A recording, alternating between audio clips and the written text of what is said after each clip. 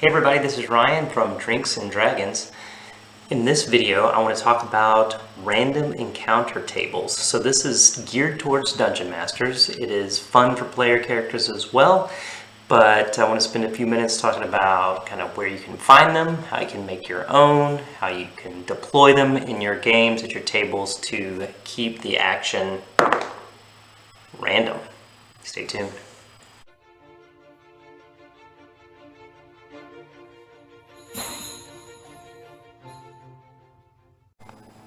This is my tool of choice for creating random encounter tables. When I've got downtime between sessions, and with COVID craziness, I've had plenty of downtime between sessions, I will often take an index card like this. This particular card here has about 12 lines on it. I know it's blurry. And I always write in pencil for whatever reason when I'm DMing, and I usually try to get a nice mechanical pencil, which obviously, because I've mentioned it now, I don't have one handy, but I will number them to, okay, let me back up. Random encounter tables. Let's start from the beginning. A random encounter table is an opportunity for the Dungeon Master to have kind of already in the queue a distribution, a set of different potential activities, tasks, encounters, maybe even outcomes, based purely on randomness, the randomness of the dice, which is what makes, in my opinion, Dungeons and Dragons and most TTRPGs, tabletop role-playing games, so darn cool. Because we have this shared imagination space, right? This shared narrative. And we have a general direction. But it's the probability of outcomes, the potential of one thing versus another, the roll of a dice dictating direction, which makes for a dynamic, engaging, entertaining experience for everybody.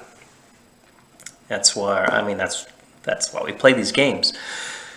And so a random encounter table is something that the Dungeon Master can turn to if there is maybe slow progress in a session, or if there's a wilderness exploration element to a session, or if there are moments of downtime which you want to be interrupted as a Dungeon Master to add some element of excitement, uncertainty, peril to your group.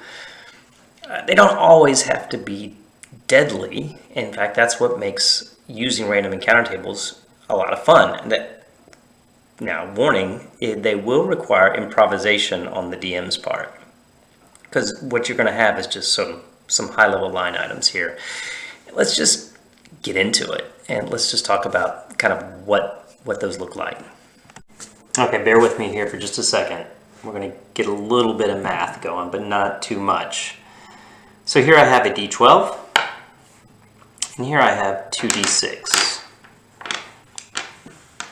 And you can see, I don't know if you can actually see, but, obviously, you can get to 12 there, and you can get to 12 here.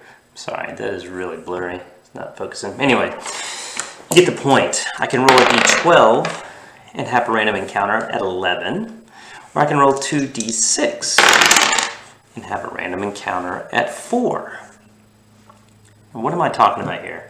If I roll a d12 and I've got random encounters that go from 1 to 12, then they have an even percent chance, an even probability of occurring. There's a 1 in 12 probability that one of those random encounters is going to come up, which is great if they're all about the same. But what if I want to create a bit of a bell curve around my probabilities? I will use 2d6. And so I'm going to create a random encounter table here's my 2d6. Oh, goodness gracious. Anyways, let's see if I get really close. There we go. 2d6 random encounters in the wilderness. You're just going to have to trust me. That's what that says. And on this side, in even worse kind of handwriting, I've got 2 through 12 random encounters. So I've got basically 11 options here. 1, 2, 3, 4, 5, 6, 7, 8, 9, 10, 11. And the reason why is because the lowest number you can get with 2d6, obviously, is 2. 1 plus 1. But for 2 and 12, the two extremes here on my card, I've got some really kind of intense encounters because there's a very low probability that when I roll these 2d6, I'm going to get 2 6s or 2 1s. There's a much higher probability that I'm going to get a 6, 7, or 8. And then slightly lower probabilities, 10, 11, 9, 10, 11, 3, 4, 5. And so I will create my encounters around that curve where if I want my party to really have to struggle with something potentially, it's not what I want, it's what the dice roll, right? If the party's going to struggle with something potentially, and I roll double 1s, well, there it is. They can always tangle with that. If I roll double 6s, they can tangle with that. Let's just roll again to see what we got. Yeah, 11. So that's pretty high, and in this case, this is a random encounter table that I built for random encounters in the wilderness. And if they rolled an 11, or I roll an 11 on their random encounter, an overturned wagon with casks and crates is what they discover. You know what happens when you have casks and crates. Mimics. Okay, so that was a little discussion about 2d6 versus 1d12 in terms of creating the number of encounters and what numbers you would roll that would trigger one of those encounters. Apologies again for the difficulty in kind of looking at my chicken scratch against the white of the video, but that's 2d6 random encounters for wilderness adventures. I also have 2d6 for encounters on the high road. Another 2d6 for encounters on a high road. All right, well-traveled road. This one's interesting. I've got 1d12 random encounters on a well-traveled path between big cities, and these are pretty casual. There's nothing too intense on either end of the spectrum because, as I talked about before, there's an even probability of any of those numbers popping up. 2d6 random encounters in a dungeon, 2d6 random encounters in an urban area, so things like massive sinkholes might appear, or 2d4 ogres appear. Another one for urban encounters, 2d6 for in a cemetery, 2d6 for in a cave, another 1d12 one for in a tavern. So I've got a stack of these. And when I'm kind of in between sessions, like I said before, I will typically sit down maybe one evening with one of my rule books or one of my kind of inspiration guides, one of the other books from Wizards of the Coast, maybe Tasha's or Xanathar's, any of those, and just sort of get my mind thinking about what types of random encounters would be out there. And so my sessions aren't nothing but random encounters, keep in mind. And let me show you one other tool that I've used, that I've been using a lot, to kind of let me know what's going on. This is a tick sheet I created. Maybe you will be able to see this one. So this is a tick sheet I created. It's still a little blurry in the camera. Maybe I'll take some pictures of these and add them to the video so you can see there. What this tick sheet is I just showed you. I mean, my current campaign, everybody's kind of in the wilderness right now. And in the rules, And I can't remember if this is in 5e or is this something that I mined from Advanced D&D. You guys watching this, let me know. You probably know it off the top of your heads. The idea is that if you're in kind of a wilderness exploration environment as opposed to, say, a dungeon, time is a bit different in the wilderness in terms of when you should expect to encounter something. And in kind of the guidelines that they give you, you should go about, the adventuring party should go about 4 hours between potential encounters. And it's possible that that the encounter that you roll in that 4-hour period is, they spot smoke off in the distance, or they come across an interesting looking log that kind of resembles a gnome, or they smell rotting flesh and hear a crack in the tree line of branches under heavy feet. Those types of things could happen. None of which are maybe necessarily a part of the overall campaign, but they're there to kind of push the party along. Another thing that random encounters do really, really nicely, if you've got a group, if you're running into this, we all kind of have, but if you're running into this sort of rhythm where after every major battle, every encounter, the party takes a long rest. And in 5th edition, a long rest just re-ups everybody's hit points, everybody's spell slots, and you're sort of, as a dungeon master, going, man, there's really no danger to the party. And the party, I think, thrives when they know that there's an element of danger. If there aren't consequences to the party's actions in the game, then the game gets a little antiseptic and loses some of its punch. So a good way to keep things going is to interrupt those downtime periods, maybe even interrupt short rests, depending on what's going on in the session, with a random encounter. And by the way, like I mentioned before, a random encounter does not mean a random combat encounter. It can be an encounter with wildlife, harmless wildlife, an NPC, like I said earlier, an interesting object, maybe some historical object, maybe an ancient wall, maybe some trinket that of non-magical value. Who knows? The imagination is your only limit to what these encounters can be, and you will be amazed at how these interactions can pull your players in, immerse them into this thing that's going on, and kind of get their imaginations going as well. Yeah. All right, so I am going to pull Xanathar's off the bookshelf here. Xanathar's Guide to Everything. Chapter 2, which is Dungeon Master's Tools. Again, I mentioned earlier this video is really geared towards Dungeon Masters. There is a section in Chapter 2, right here, called Random Encounters, a World of Possibilities. Now in Chapter 3 of the DMG, the Dungeon Master's Guide, got it underneath this stack of books over here.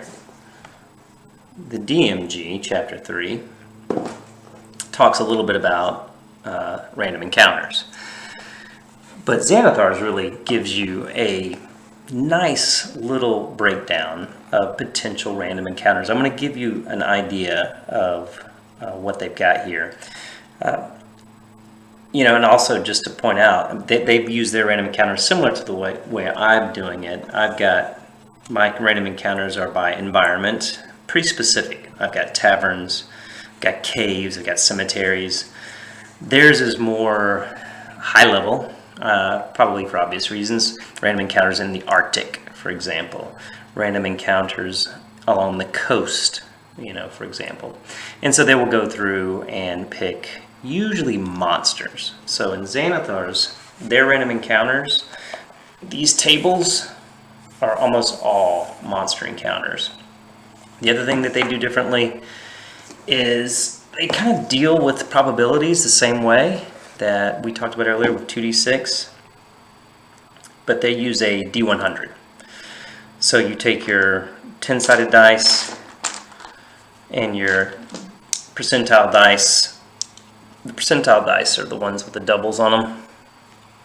And you get your 10s place and your 1s place. You roll percentile dice.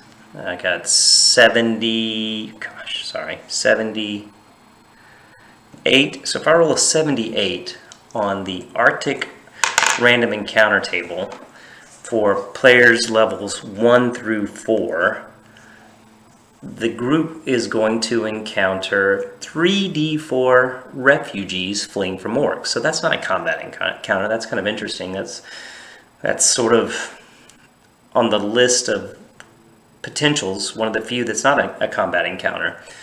If you rolled a 100, you would encounter a frost giant, for example. If you rolled a 1, you would encounter a giant owl. A frost giant for a bunch of level 1 characters is bad news. And so there's a section here called fight or flight. And just so you guys know, that's always an option. Parties rarely think to retreat, but that is something that they should probably keep in mind. And so Xanathar's guide does a really good job, and there's tons of these. So I've got, what did I say? Arctic, coastal, desert, forest, hill, grassland, let's see, mountain, swamp, underdark, and underwater, and finally urban. All by levels, character levels, group levels rather, and then D100s on the encounters. So if you're really just wanting to use random encounter tables to generate combat, Xanathar's has done a ton of work for you already. They've kind of picked out what creatures are most likely to be found in that particular environment. They give you a D100, bam, you roll against that table. But it's always encounter table, roll initiative. Encounter table, roll initiative. Which is okay, but in mine, just to juxtapose, I'll do 2d6 in a cemetery. One of them is, if you roll a 7, fog rolls over the graveyard, and a low moan is heard from a direction you cannot tell. Is that a combat encounter? I don't know. Maybe the party wants to figure out, stay put, see where they heard that come from, see if they can collect some clues, look around. Is there an open grave? Is there some, somebody might want to cast detect magic, or if it's a cleric, cast a,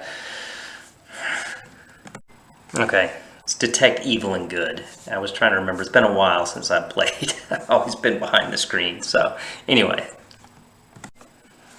Okay, so let's spend a few minutes talking about the actual mechanics of when you roll and how to roll. I guess maybe what triggers a random encounter. So as I showed you before, I've got this tick sheet right here. These blocks of time are split into morning, noon, evening, night, midnight, and pre-dawn. There are 6 blocks of 4-hour increments. I will roll for a random encounter once per 4 hours. And typically it goes like this. I'm the DM. It's wilderness adventure, so you're not in a confined dungeon. I mean, the mechanics are different for a dungeon. Dungeons are far more deadly. There's danger lurking around every twist, every corner of a dungeon if it's done correctly, I think, in my opinion. Wilderness is wilderness, right? You can go for miles, maybe not encounter anything. And even within this construct, you may still go for a full day without encountering anything dangerous, depending on what the random encounter is. So and there are times to hand wave, right? There are times, I think, when it's okay to just sort of hand wave the adventures from point A to point B. And all of that space between point A and point B is fairly uneventful, particularly if you get the sense that they need to get to point B, right, to kind of move the story along. But if the journey is a part of the fun, and in most cases it is, you want to make these little random encounters meaningful. Now, so if I'm planning out my adventure, kind of rough outlines of the adventure that I know where they're at. Maybe they're in a small hamlet somewhere, and they have a good idea of where they need to go. So there's your point A and your point B. There'll probably be some NPC interaction as they depart. Maybe they have a guide, maybe they have a map, and they have a general direction within which they're going to go. And then they kind of begin their journey.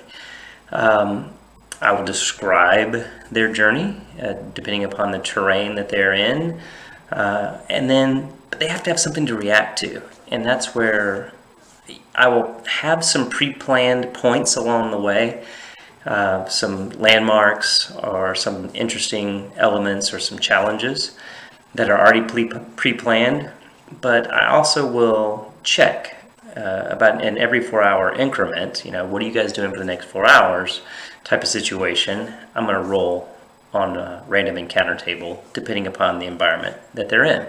And whatever that roll is, I will describe it within that 4-hour chunk. So it does require a little bit of time tracking. Master Gygax would be proud. It is in all caps in the original Advanced Dungeons & Dragons Dungeon Master's Guide that tracking time is of the utmost importance. It was for those mechanics, I think, 5th edition, and I've got the 5th edition Dungeon Master's Guide open right here. I'll just read to you what it says. Consider checking for a random encounter once every hour, once every 4 to 8 hours, or once during a day. And once during a long rest, whatever makes most sense based on how active the area is. And then there's just a little bit more about it. Not every run-in with another creature counts as a random encounter, etc., etc. It says in these mechanics to roll a d20, and if the result is 18 or higher, a random encounter occurs. I think that makes sense if your random encounter is, like I talked about earlier with Xanathar, it's going to be a combat encounter. So 18, 19, or 20, you're going to have to fight. Maybe I'll roll on one of these tables and you fight one of those creatures.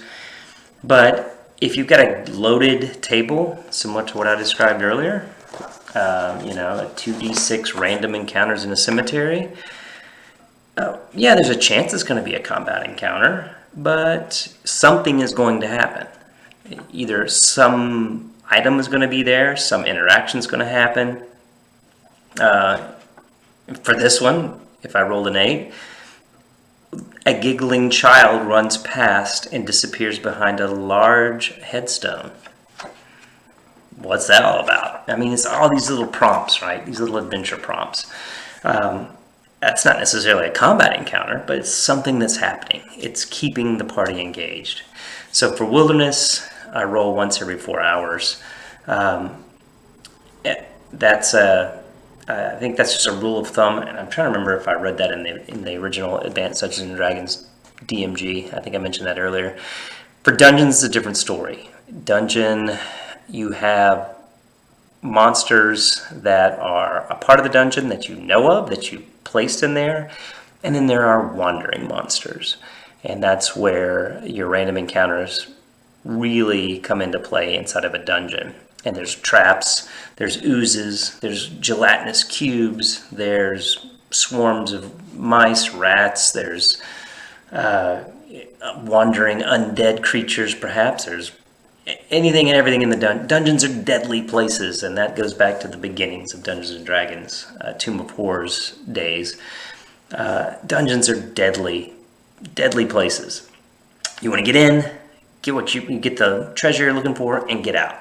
And I like to think about dungeons that way, as things that really bad things are going to happen to you. Give me 1 second. I'm going to find my dungeon encounter random kind of generator there. That didn't make sense. I'm going to look for my frequency that I roll on the random encounter tables for dungeons. Give me 1 second. Okay, so this is old school D&D. We're going back to the original Dungeon Master's Guide here. Car alarm. Time in the dungeon. So according to the old school Advanced Dungeons & Dragons DMG, and I think this is still a very good rule of thumb if you're running this type of campaign inside of a dungeon, is that standard time is 10 1-minute rounds per turn and 6 turns to the hour. So every turn is about 10 minutes. So 6 turns to the hour.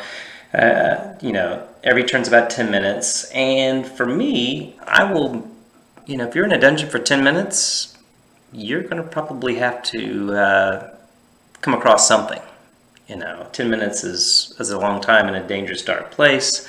And so I'll probably roll a random encounter once every 10 minutes. It goes on to say the DM must know how long it's been since the last time a party took a rest. So here's for some of those folks that just think it's fight and then long rest in a dungeon. Can you really get a long rest in a dungeon? What's the chances of that happening? Can you get a short rest in a dungeon?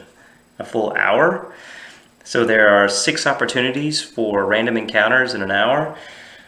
I mean, it kind of depends on how you're playing the game, but my suspicion is that you have to be pretty creative to get a short rest in a dungeon, never mind a long rest. And so the party should also be required to rest at least 1 turn, so that's 10 minutes every 6, so that's just rest time.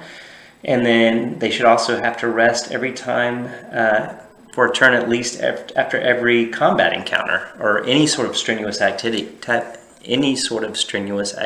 like talking for me today. So, do you have to roll a random encounter once every 10 minutes inside the dungeon? Of course not. Feel it out.